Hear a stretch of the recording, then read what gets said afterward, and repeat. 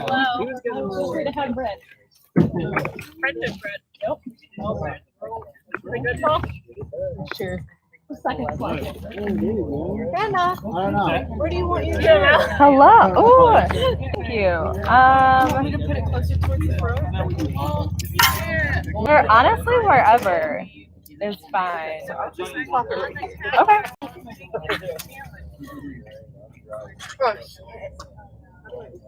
Shit.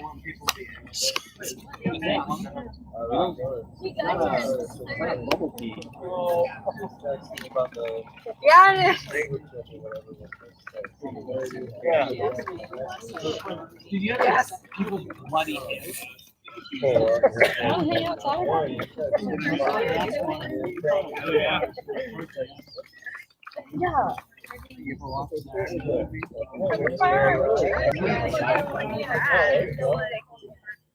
Yeah. Yeah. I'm gonna put my phone on the cake and then you can have some phone cake. Sounds good. They have bacon milkshake. I'm not Good. eating anything? Can you go away? Stop distracting you. Who's watching this? This is so. I'm trying to live stream this, so. Are you hotspotting it? No, I have Wi-Fi. Oh, I guess they have to for the teaching. Yeah, but it says there's one person watching. Look at that. I don't know who it is. I dropped it. I'm It's live. you. Am I watching it? I don't think. I dropped my friendship bread. I don't think I've ever had lasagna with cottage cheese. I dropped a chunk of it. I'm so sorry. What? Don't look. I'm bringing you a piece of raw chicken, Paul. Well, you I dropped it. You dropped it. I ate some. Was that bad? No. What? You just had to throw it on the ground. It just fell. Where are you live streaming on? I can share the link. I'll just know if you're on Facebook. Oh no. Oh, you What is too. friendship bread? So Yeah, I just decided. to it's like chocolate chips. It's just the name of it, I guess. Have you ever been given a bag with? Oh, I don't need to do that. So, have you heard of chain Yeah, letters? you can. No. So chain letters where you like have to pass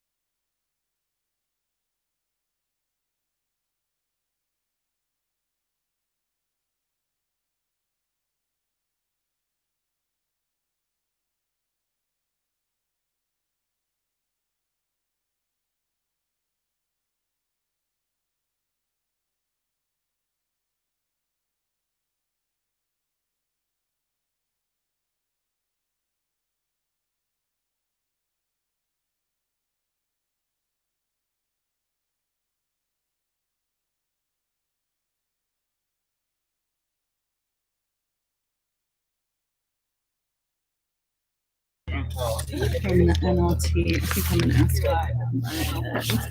Okay. I'm going to sit down. Okay.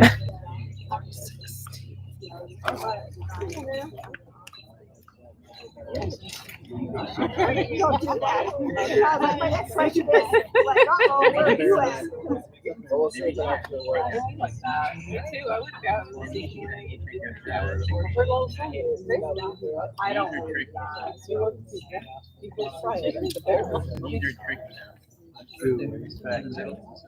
Just stop caring. You don't. Also, it was just weightlifting. No, I don't. It was just weightlifting. Oh, that's a little bit better than. I wake up so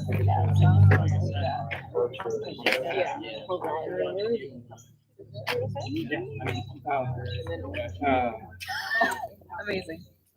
This was fun. Yeah.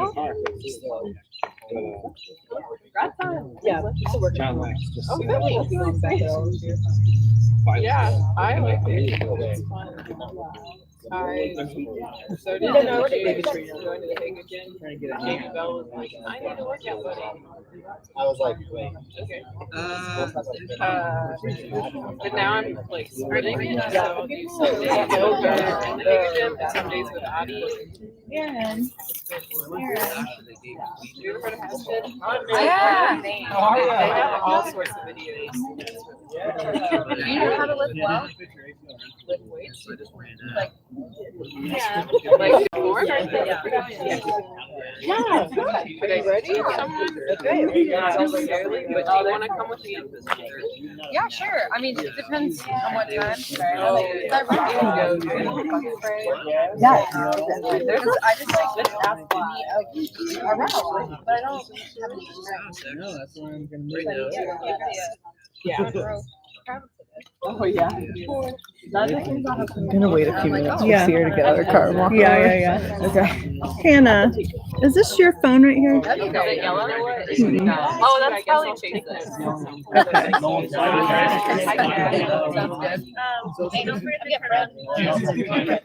Oh, yeah, I think I did. And it's in your back.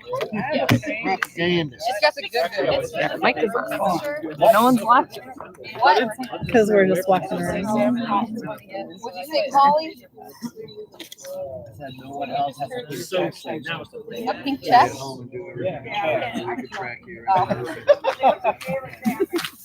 Oh, I'm straight in this shot. Okay. I was trying to wait for the chairs on the way. But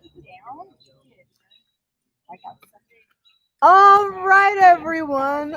Welcome to Ham Home Church. Coming to you live. Tonight we're gonna have Heidi and Hannah teaching over James. Oh, James 3. So if you like what you hear tonight, you can ask someone about our Saturday teachings that also happen right here at 6 o'clock. As far as announcements go, in September, we're planning a little Labor Day camping powwow. Don't have too many details about that, but stay tuned with whoever brought you if you're interested for a camping trip. But outside of that, that's all I got.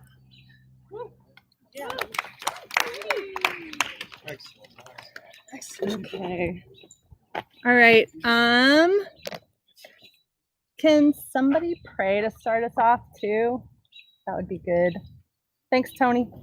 Yeah. Aaron, I'll get you at the end. Yeah, God, I thank you for bringing us here tonight, and I want to lift up Hannah and Heidi teaching tonight on James as we continue in the chapter of James. And I want to pray for this upcoming semester for people because time is already, it's amazing how it's already almost mid-August. Time's already gone by so fast, especially with the summer. And I pray that our Labor Day camping powwow ends up happening and going well. And, that we're able to use this last couple of weeks or so of summer continue to fellowship and outreach to people and just continue to grow your faith. Amen. All right. Thanks, Tony. Okay, so I just got back from vacation with Catherine and others. We had a really good time. We were in the middle of nowhere. The only thing to do was get hot and get in the lake and get out and get hot and get in the lake. So it was super relaxing.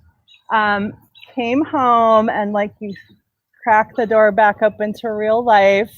And for me, that part of that was like catching up on what's going on in my town because this and that's happening with my kids' school. I don't know what's going on. So the first thing that I found out that happened in my little town was that there was a guy passing out Trump signs on 91, same place some guy was passing out Biden signs last week. But this guy got his Trump hat smacked off his head and his phone smacked out of his hand. And there was it just exploded into drama because, you know, a lot of people were upset about it from all sides of the spectrum. So that's good. They're like, nobody should be doing that. But some people were like, well, was he on private property? Did he have a permit to be there? Was he acting obnoxious? It turns out he's like an 80-year-old man who like works in a food pantry. He was just a nice guy with a MAGA hat on. But then other people were like, well, probably the person that smacked his hat off was one of the hate has no home here sign people. And then the hate has no home here sign people were like, yeah, well, all of our signs got robbed last week. And it was just like this incredible amount of drama. Step back from that, then there's the should we wear a mask or shouldn't we wear a mask drama that is everywhere. But, you know, in my hometown, there's should we go to school or shouldn't we go to school? And everyone's enemies and about to box about that. Finally, there's one thing that everyone like came together around and could kumbaya about, and that is DORA. I don't know if you guys know what DORA is, but it's a new like ordinance where you can buy alcohol at a restaurant and then go walk around town with it, just like you're in Europe. So everyone's like, DORA will bring us together. And, you know, people were happy about it. But then this is the first weekend that DORA happened. And somebody put a picture of the overflowing garbage left over from the DORA weekend and was like, what is wrong with this town? Why do we have this garbage? And everyone started arguing about the garbage, and it ended with these two old guys threatening to take garbage to each other's driveways and dump it in the driveway. So, like, okay, I'm going to go back to the lake. I'm just going to go sit on that dock where nothing's going on. I just have to say, I wanted to start this teaching out with like, hey, you know, maybe I can find a good Twitter feud that will really connect with the kids or whatever. But then I just looked on my own town's like Facebook page and I was like, oh, okay, we got this. So 1,955 years ago-ish, James wrote this letter to all these tiny little churches that had just started. They were no more than 30 years old, baby little churches. And he's talking about anger and division and factions and racism and classism and smashing people with your tongue and always thinking that you're right and not being humble and not being wise. And it's just wild that human beings have not changed one bit. Here we are, 2020, the year of our Lord, and we're still doing all of these terrible things. So for sure, social media, as we all know, just amplifies this drama, but, and we can laugh at the people in Hudson that are fighting over garbage. We should laugh at them. But the truth is that this is just a magnification of what's in everybody's heart, because we all want to be right and we all want our voice to be heard. And that's kind of what James is tackling tonight. He's talking about two kinds of ways to live your life. One, he calls just straight out the wisdom from below. We can guess what that means. and one he calls the wisdom from above. So Hannah and I are going to take some time to describe these things to you, and we kind of want to answer two questions as we go through tonight. So just put them in the back of your mind.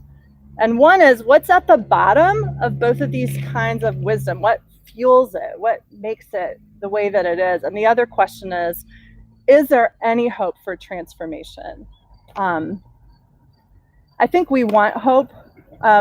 Last week, I think it was you said, like, I'm done with like all the craziness and the darkness. I feel like it's weighing on all of us. So I just find it interesting that at this moment in time, we're studying a book where it's kind of calling the same stuff out, but then saying there's a path out of this. So let's find out what it is. Okay, so Ryan is going to introduce what James talks about first, which is the wisdom from below. So go ahead and read that. It's from James 3, verses 13 to 16, if you want to read along. If you are wise and understand God's ways, prove it by living an honorable life, doing good works and with the humility that comes from wisdom. But if you are bitterly jealous and there is selfish ambition in your heart, don't cover up the truth with boasting and lying. For jealousy and selfishness are not God's kind of wisdom. Such things are earthly, unspiritual, and demonic. So wherever there is jealousy and selfish ambition, there you will find disorder and evil of every kind. All right, so if you don't have this in front of you, just dwell on these words for a minute. Bitterness, jealousy, selfish ambition, disorder, demonic. It's definitely an unattractive picture that he's painting. We're kind of stuck in this mess. There's no doubt everybody here wants something different than that. We want to have healthy, good, peaceful relationships that build over time and don't implode constantly because somebody doesn't get their way or you don't get their way. We want to have lives that are stable and not rocked by every single thing. We don't want to live in a space of anxiety. We want to be, I like the word fruitful, and we use it a lot here. It's a little bit of a weird word, but it means making an impact that grows and goes somewhere. So it's a really good word. And I think people here want that kind of life. But unfortunately, we're kind of living in this world that tells us a whole bunch of different things, or makes it really, really difficult for us to get there. So all that stuff we just said, selfish ambition, bitterness, jealousy, envy, blah, blah, blah, we can hear and we're like, ooh, gross. But at the same time, James calls it the wisdom of the world. So it's not just gross. There's a way in which somehow that same stuff seems wise. And we need to think about that, because if we don't recognize that there's a part of us that thinks that stuff is wise, then we'll just constantly be fooled by it and sucked in by it. As we go into our passage, we're going to read in just a second about the wisdom from above. And I want to call your attention to kind of a big theme that's in the Bible, which is that God flips everything upside down. So what the world thinks is wise, God is like, that's so dumb. And what the world thinks is so dumb and weak, God is like, that's what is going on. So there's this upside down wisdom of God that's constantly shown through the Bible. And then James specifically calls it out and says, like, the wisdom of the world is like this. It thinks it's so powerful and it's going to make its way, but it's stupid. And then the things that the world thinks are stupid are what God is going to use to get his job done. So listen for that theme as we go through this. Okay, Ryan, can you read to us about the wisdom from above? But the wisdom from above is first of all pure. It is also peace-loving, gentle at all times, and willing to yield to others. It is full of mercy and the fruit of good deeds. It shows no favoritism and is always sincere. And those who are peacemakers will plant seeds of peace and reap a harvest of righteousness. Okay. So again, hearing those descriptions of peace, mercy, like able to let people off the hook, able to yield, no favoritism, steady, having a harvest of righteousness, which just means you're at ease. You're not feeling like you're wrong all the time and trying to figure it out. This is good stuff. Like I said, how do we get there, right? Because who doesn't want that?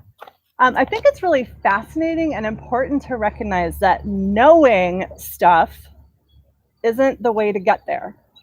And how do I know that? Because we all know that it's not great to be jealous or bitter or envious or be selfish. Everybody knows that. We could do a survey of like 10 people, 30 people on Kent State campus. Nobody's going to be like, yeah, it's great to be jealous. I totally think we should do that. Everybody's going to say peace is good, mercy is good, stability is good. We all know it, but we don't do it. So there's some kind of something going on. And we're stuck if we think if we just knew a little bit more, or if we just figured it out a little bit better, suddenly my life can change. And that's false. So what are we going to do? I'm not going to tell you yet. First, we're going to take a deeper dive into the ugliness of the wisdom from below, which is described just with these 4 terms mainly. Well, 3 to 4. Jealousy, bitter envy, and selfish ambition. So those aren't like bullet points, like, oh, let's pick each one apart and really understand, because those 3 things are a complete package deal. They always go together. And at the bottom of them all is selfish ambition, just pumping its little tentacles into your life and popping up with jealousy, or popping up with bitterness, or popping up with just that craving to come out on top. So as I was thinking about this, I think there are 2 ways that we see the wisdom from below in our culture. One of them is what I'm calling in your face foolishness. It's just in your face, or in your face wisdom of the world, depending on what you think about it. And the other is undercover foolishness. So it's important to know about both of them and to be able to discern both of them, not just out there, but in here, because I think we probably do both of them a little bit. So the in your face wisdom of the world, and it's the wisdom from below. These are like the Proverbs of 2020, okay? And again, it took me about 3 minutes on the interwebs to find these fabulous wisdoms from our world. One, okay, these are, I'm calling real things seen on internet. You cannot prioritize anyone above yourself. And this is just, keep in mind, it's on like a rose gold background with like a silhouette of a tree by a river. You cannot prioritize anyone above yourself. Just remember that. Okay. Then the next one is like actually unbelievably juicy and terrible. It was, again, beautifully memed. It's called How to Use the 5 Love Languages on Yourself. Gifts? Get yourself some gifts. Touch? Put some lotion on. Quality time? Go spend some time with yourself. And all the things. I was like, is that real? But it's real, okay? So then these are more sound bites, like, go get yours. You deserve it. Live your best life. Cancel the toxic people. And we just throw this stuff out there. But these are the Proverbs of 2020. And there's a big chunk of our world that's like, just gulping it down. Because everybody secretly does think that they're number one and that they deserve it. It's the secret truth about us. So there's also another truth that's kind of a little more sober, because I'm making fun of these things, but there's a reason that these things take off and that we listen to them and believe them and they become proverbs. And that is because we are worried that if I don't actually put myself first, and if I don't prioritize myself over others, and if I don't spend quality time with myself before others, that no one will actually care about me that no one will take care of me, that no one will spend time with me or regard me. So I better get mine. And that's where that comes from.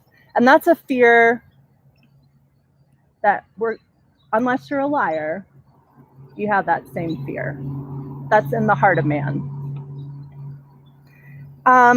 Excuse me. Okay, now I have a section on the in-your-face wisdom of the world that's called Things Not Seen on the Internet. Things not seen on the internet, things seen in my life. So here's a story.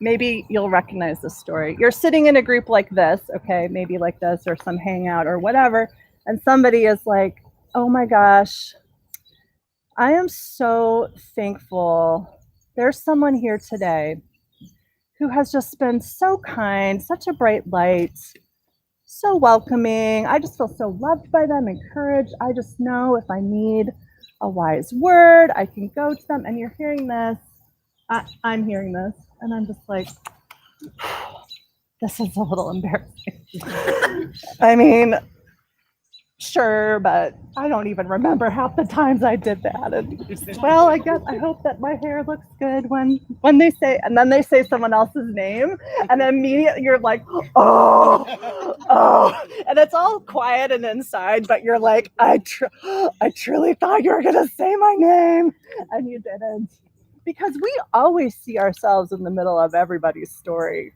always. So I'm not saying y'all are as bad as me, okay? But that's a true thing that has happened to me. And the heat of the redness just starts creeping up like it wasn't me. But why is it so hard to promote people that aren't us? It's really hard. We are all about promoting ourselves, but we're not so quick to promote other people. Somebody else gets asked to serve in a way that you think is cool, like they get asked to teach and you don't. Well, why not me? How long of an argument do you have in your head with that question? Why not me? What's wrong with me? Didn't they notice that I did this? You know, somebody gets asked out and you don't get asked out. Well, why not me? What's wrong with me? Am I not cute? Blah, blah, blah. We have a whole bunch of why not me's. Why not me? Why not me? And that's because me and self are at the very core of worldly wisdom. That's what's at the gas pump, self, filling it up. Okay, so now we've talked about this obnoxious kind of in-your-face worldly wisdom. Some of it we can laugh at, some of it we can cry about. But then there's this sneaky worldly wisdom. And I definitely want to call this to our attention, because it's stuff that we can just high-five it and truly think, this is great and this is wise and it's a good way to live. So there are two things, the undercover fools. And the first one is competence. Okay, and just to be a little more clear, I'm going to call it heartless competence. Heartless competence. So competence in a very general sense is like, I can do things. I can get a job and keep a job. I can remember to put gas in my car before it runs out of gas. I go to the dentist so that my teeth don't fall out. I pay rent, all these kinds of things. So all of those are not only fine, but good. And I hope that, we're all moving in a trajectory towards regular dental care and not running out of gas. These are good things, not inherently bad. But at the same time, these are not inherently spiritual things either. And they don't make you wise. And here's where we get in trouble, because we are absolutely ready to just rubber stamp somebody that knows how to live their life as a good person who's wise. And if you're in the church, they're probably really spiritual, but they might not be. Now, you guys, Todd and I came from an adult home church, like an older adult home church, right? You guys are adults too, but you're younger adults, right? So you have an advantage right now, and I really don't mean this in any slam way, where everybody is still kind of working this piece out a little bit. Frankly, I'm still working this piece out a little bit. But as you get to be an older adult, you absolutely start like checking yourself out, because you do naturally become more competent. Almost everybody does. It's just the way of life of human. It's a human pathway. You figure stuff out, right?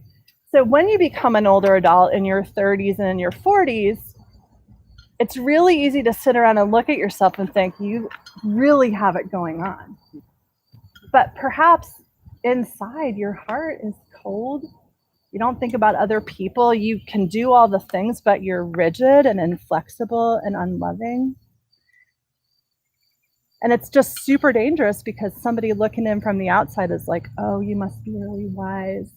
You've had a job for 15 years. And it's not true. And in the same way, flip it over.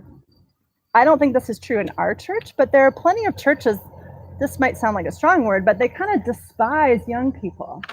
They would despise somebody that like loses their keys every 3 days or had trouble like making it through the semester. But the truth is, there are a lot of people that are still figuring some of that stuff out, who have some of the brightest sparks of love and the wisdom that comes from putting other people first and trusting God. And it's a beautiful thing. So in God's estimation, he's not looking for chief executive officers to be like, high five, you're my people. He's looking for, okay, work on filling up your tank more frequently. It's good, but I'm so glad you went out and picked that person up that lived far away. That's beautiful. You're my chief executive officer, because that's what you're doing. So competence, again, it's not a bad thing, but it's tricky, because we can just really feel like the more competent we are, the more spiritual we are, and that's not true. It's not what God's looking for. Okay, so the other thing is, the second undercover fool is cynicism. So the cynic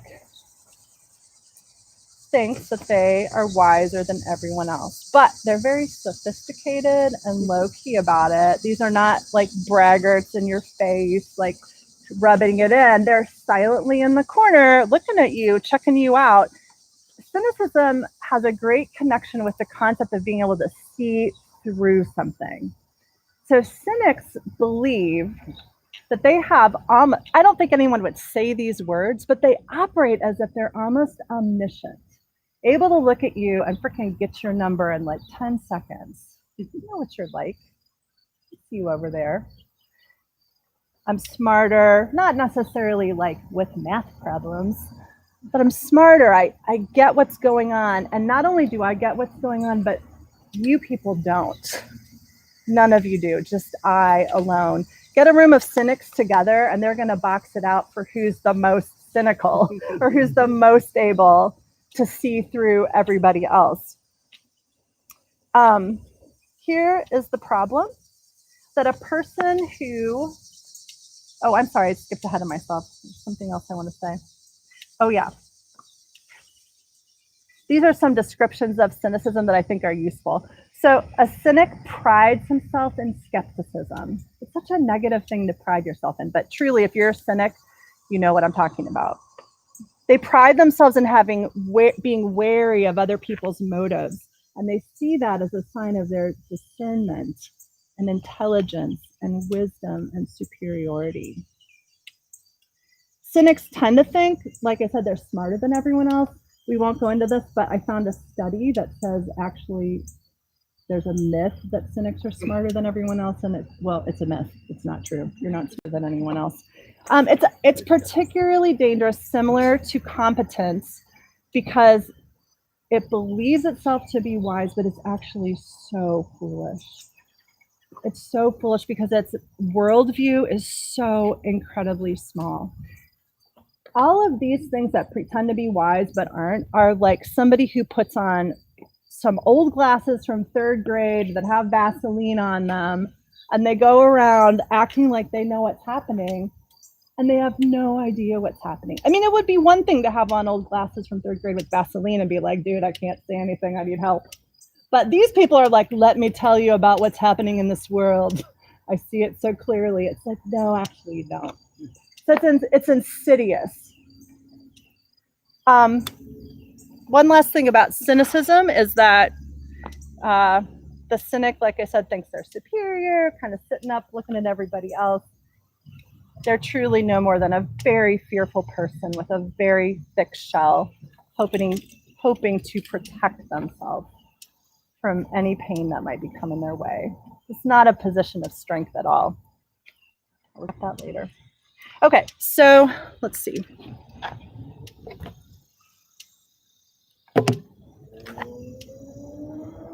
All right, so the problem with all of these things, to wrap up, is that self is at the center. So remember I said we're going to ask these questions about what's at the core. So this is what's at the core of these kinds of worldly wisdom is self. It's all fueled by the self. And like I said before, there's kind of a valid reason. We're actually pretty scared to take self out of the center because what will happen to us and who will take care of us. So I want to answer that question before I'm done. Let's see. Okay, Romans 8:32, a really quick verse. It says, since God did not spare even his own son, but gave him up for us all, won't he also give us everything else? So who is going to meet my needs? How can I take myself out of the center? How can I protect myself with my sneaky wisdom? Or how can I try to get everything first and have a power play? God says that I will meet your needs. I have more than you need, and I'm generous.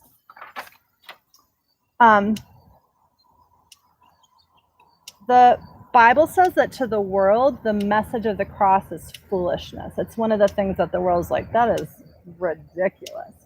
Okay, well, what is the message of the cross? This is from 1 Peter, and I'm going to read this kind of slowly because it's super beautiful, and it's the message of the cross. Jesus never sinned, nor did he deceive anyone. He didn't retaliate when he was insulted, nor threaten revenge when he suffered. He left his case in the hands of God, who always judges fairly. He personally carried our sins in his body on the cross so that we could be dead to sin and live for what is right. By his wounds you are healed. Once you were like sheep who wandered away, but now you have turned to your shepherd, the guardian of your souls. That's the message of the cross that in the eyes of the world is foolish. But God says that is the power and the wisdom of God is Jesus Christ. And it's the only way to dislodge self from your heart and have access to the wisdom from above that Hannah's going to talk about.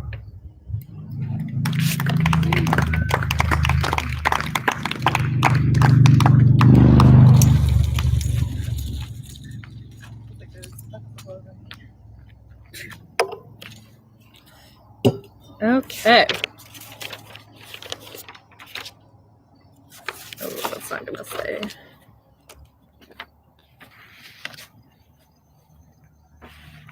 Thanks, Heidi. Okay, so like Heidi was saying, how the wisdom from below, it all kind of centers around this one thing, which is self. The wisdom from above centers around something too, but it's the opposite of self, and it's actually humility. And that is kind of how the wisdom from above works out. So I'm going to reread verses 17 and 18, which says, but the wisdom that comes from heaven is first of all pure, then peace-loving, considerate, submissive, full of mercy and good fruit, impartial and sincere. Peacemakers who sow in peace reap a harvest of righteousness. So getting this wisdom from above, it takes humility. So what does that really mean? How do we get this wisdom? Proverbs 4:7 says, the beginning of wisdom is this, get wisdom. Okay, very helpful. In James 1:5, it also says, if any of you lacks wisdom, you should ask God, who gives generously to all without finding fault, and it will be given to you. So to get wisdom, we have to ask God. And this is actually pretty humbling because Heidi did a great job of demonstrating that we don't like to ask for help. We don't like to admit, we don't know what's going on. I am not right. I need help. We aren't as capable as we thought we were. And also having this humility and asking God for this wisdom from above, it really, like I said, it really is about humility. It's about promoting others instead of promoting yourself. And this is so countercultural. The world around us never says anything about being humble or about lifting others up. It's all about us. Pride is actually celebrated in the world. But the Bible says in Proverbs 11:2, when pride comes, then comes disgrace, but with humility comes wisdom. And out of this humility comes transformation. When we humble ourselves, we allow the Lord to transform our hearts into from a heart that is so self-focused and so filled with pride to one that is humble and focused on other people. It allows us to love others, truly love others, and ask for help and to not give up and experience defeat. James 4:10 says, humble yourselves before the Lord and he will lift you up. And that word, that Greek word of lift up, it means elevate, exalt, to be made great. And that's what the Bible is offering for this wisdom from above. So let's look at what this wisdom from above really looks like and why it's so cool. Again, I'm going to read James 3:17. But the wisdom that comes from heaven is first of all pure, then peace-loving, considerate, submissive, full of mercy and good fruit, impartial and sincere. So there's a lot of stuff there, and I am going to kind of focus on a couple of things. But again, like the opposite, the wisdom from below, everything is woven together. It all goes together, and it's not just like a bullet-pointed list. The first one I'm going to be talking about is peaceable. So this means that the wisdom from above is peaceable. It's loving peace. It's full of peace. And again, this is so rare in the world. I was thinking about it, and so I'm kind of young. I was born in 97, and essentially, ever since I was born, the U.S. has been in some sort of war, or at least involved in other countries' civil wars. So I've only known, and I'm growing up in a generation which has only known war. And I'm sure that most of you guys are in the same generation that I'm in. And so much of what you see around the world is war. But this peace, it's not only rare in the world, like as a whole, it's rare in our lives, what we see around us too. On a smaller scale, I think about high school. And I don't know about you guys, but in my high school, people were fighting every day, it seemed like. 7:30 a.m., people were throwing hands, and I don't know how they did that so early. But this one example really stood out to me because it was probably my sophomore year, and it was these two girls who were best friends. And I don't know the exact details, but I do know that they got into an argument, and instead of having this peace, like the wisdom from above, they started duking it out. And it was actually, it was probably one of the first fights, or one of the only fights that I've heard of that was really bad. It resulted essentially in, well, not essentially, it did, in one of the girls losing control of her bladder in the middle of the school hallway while there were like tens of people watching. And of course, you know, high school, people were taking videos. And this isn't, you know, at first it's kind of like, oh, haha, you know, she pissed her pants. But that's humiliating. I remember that to this day. I'm out of college. That was over 5 years ago. And I remember how humiliating she must have felt. I was humiliated hearing about it. That's what it's like in our lives, in the world around us, the wisdom of the world. And on an even smaller scale, just in personal relationships. I was actually just telling Matt about this. I don't know if you guys heard, but my car broke down last week. And my mom, being the kind soul she was, decided to come and stay with me when the tow truck came. And she wanted to give me advice because this is the first time my car has broken down in the middle of the road. So she was telling me, oh, you should call this person, call the police so they can get a tow truck, do these things. But I was so focused on what I wanted to do. And I was just like, I already called a tow truck. I'm just going to wait the hour and a half until it gets here. I'm not going to listen to you, even if the police might get here in like 10 minutes and have a tow truck with them. I'm not going to do it. And I snapped and I was harsh with her. I didn't care what she had to say. So that is what it's like in the world, the wisdom of the world. And jumping again to James 4:1-3, kind of going into next week, it talks about why we have this desire to fight. And again, it's because of self. We want what we want. We want to be right. But when Jesus died on the cross, he made a way for us to have peace with God, to be reconciled and to rest in his love and his acceptance. And when we choose to have this relationship with Jesus, we can operate out of that acceptance and live a life focused on other people and promoting them instead of fighting for ourselves and our own rightness. This relationship with Jesus gives us peace that surpasses understanding. And again, so different from the world. We want to stand up for ourselves, make the score right. Might makes right. So I was thinking of a ministry apartment. Not everyone lives in one, but basically what we do, a lot of us live in a ministry apartment where we all live together and do ministry together. It's pretty self-explanatory. But I'm just like trying to think and trying to illustrate this. If we lived with other people in a ministry apartment and it was using the wisdom of the world, so everyone was bitter at each other, everyone was just focused on themselves, trying to promote themselves, and they don't care about you. Everything is about self. How chaotic would that be? How annoying would that be to come home and just everyone is fighting, everyone just doesn't care about anyone else? That's kind of bad. That would suck. But living in an apartment with people where we're all focused on purity, we're not tearing each other down, we're pursuing peace. We're bringing up truth and love. So there are conflicts, but we're going about it in a way that's merciful. It's like, it's okay that you mess up because I mess up too. It's okay.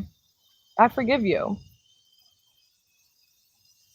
So the wisdom from above is pure, then peaceable, and also gentle and reasonable, which means that you're patient, you're restrained, you yield to other people. And that's the exact opposite of what happened with my mom and my car. I was rash. I was impatient.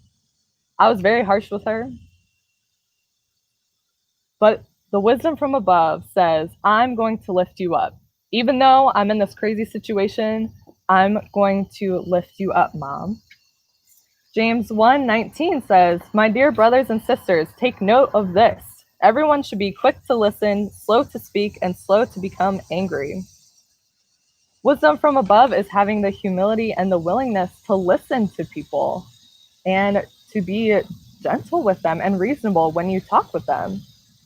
And again, like in my example that I just shared with my mom, we don't always do this, but this wisdom, this gentleness, this reasonableness, we're able to go back to relationships where we have totally messed up, where we've totally snapped and said the wrong thing, and we can repair the relationship, which is exactly what Andrew and Ryan taught about last IP.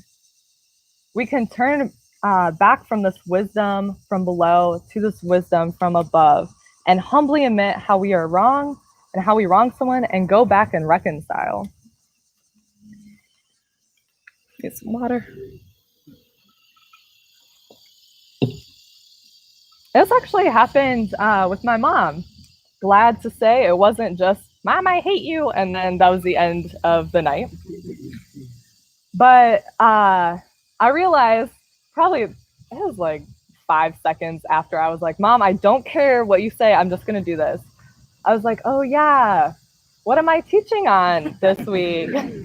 Oh, the wisdom from above. Wow, would you look at that?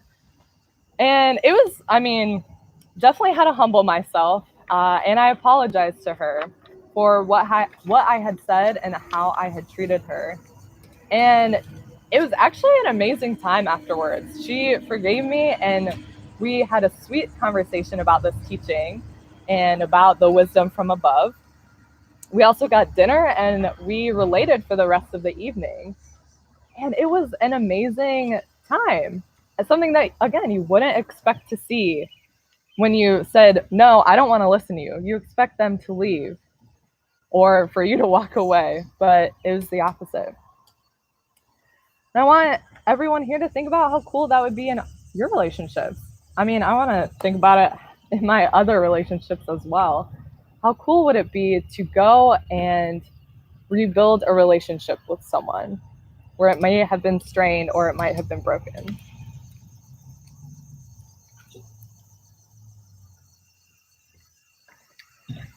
So, the wisdom from above is pure, it's peaceable, then gentle. Bless you, Nia. So it's pure, peaceable, gentle, reasonable, full of mercy and good fruit. It's impartial and without hypocrisy. So this word impartial, that's the third thing that I kind of want to touch on. It means unwavering. It means strength. Matthew 7:24-27 says, therefore, everyone who hears these words of mine and puts them into practice is like a wise man who built his house on the rock. The rain came down, the streams rose, and the winds blew and beat against that house, yet it did not fall, because it had its foundation on the rock. But everyone who hears these words of mine and does not put them into practice is like a foolish man who built his house on sand. The rain came down, the streams rose, and the winds blew and beat against that house, and it fell with a great crash. That verse says that the person who is humble, who trusts God, who has this wisdom from above that seeks peace, mercy, is gentle, reasonable, sincere, that person is strong. God says that the people who live off the wisdom from below, which is what we've been talking about, what Heidi touched on so much, those people are weak. I mean, I was weak in that conversation with my mom. Those types of people let their emotions get the best of them. They have to react to everything. It's like a knee-jerk reaction. They have to prove their worth, or else they see themselves as worthless, and they think other people see themselves as worthless.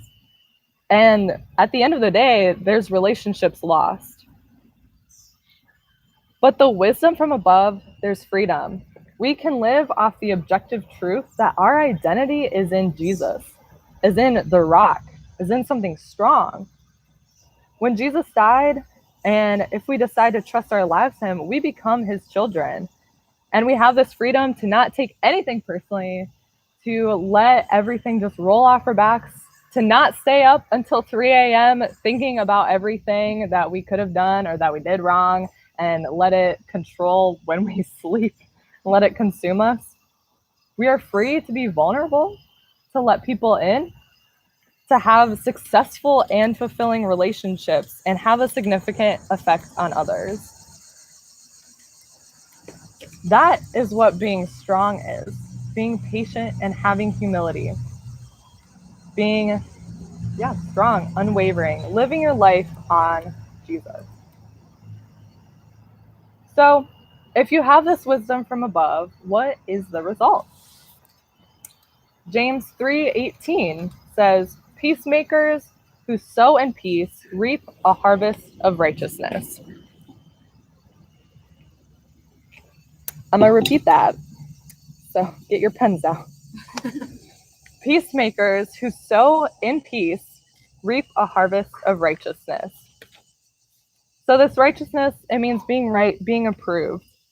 And that comes from peace. That's what this verse is saying.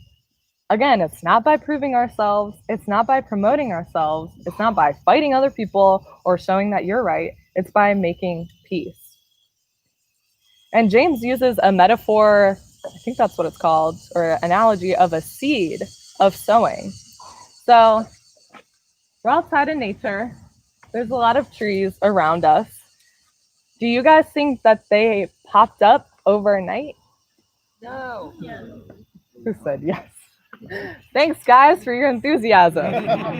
No, they didn't. They were planted here probably, I don't know, probably that big one. I was looking at it earlier. That was probably at least 20 years ago or something like that. That tree is huge. Mark says 70, I believe you. But this kind of peace, this transformation with the wisdom from above, it does not happen overnight. It's like a little tiny seed that gets planted, and then 70 years later, it continues to grow and grow and grow. It takes some time, and I want us to remember that. So, if tomorrow, you mess up and you yell at someone, it's okay. There's grace, and it's a process, really. So, if you've decided to trust Jesus with your life, think about if there are any relationships where you aren't at peace with them, where you're alienated with someone, and go and sow some peace. Take yourself and your thoughts out of the center and resolve the conflict, trusting Jesus to provide the wisdom from above. Again, like I said with my mom, I experienced this, and it is amazing, much more amazing than being mad at her for like a whole week or having that chasm between us. And some ways too to kind of understand what this wisdom from above is and how to act on it is reading the word and knowing what God says, praying and asking him for guidance, as well as considering and thinking and taking time with that about how you can be at peace with other people, how you can live with wisdom. And if you're checking this out or you aren't sure where you stand with God, I encourage you to keep seeking the wisdom from above and keep seeking God. Trust him and ask for his help to live by his wisdom. I mean, if you want to see how the lives of people have been changed by this wisdom from above, pretty much ask anyone here. And I know for a fact that they can stand up and tell you how the Lord has changed them and has grown them into someone who works off the wisdom from above. They're peacemakers and they build relationships. And that is the wisdom from above. Any comments or questions?